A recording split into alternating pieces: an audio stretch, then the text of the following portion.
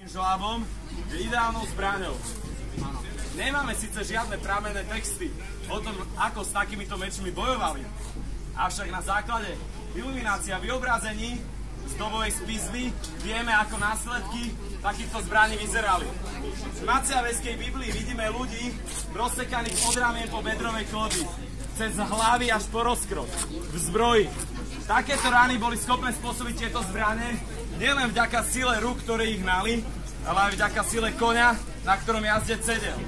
Pretože v prípade sekov, ktoré si tu ukazujeme, sa zbraň rozhýbáva najmä za pomoci energie mojej ruky. V prípade, že by som sedel na koni, by táto zbraň bola hnaná energiou koňa a rana, ktorú by spôsobila, by bola o to väčšia.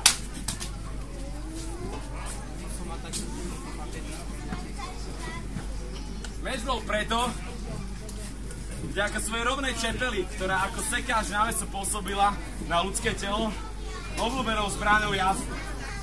Avšak nie každý bojovník si mohol dovoliť takúto drahocennú zbraň a nie každý kováč vedel vôbec čepel meča vykovať.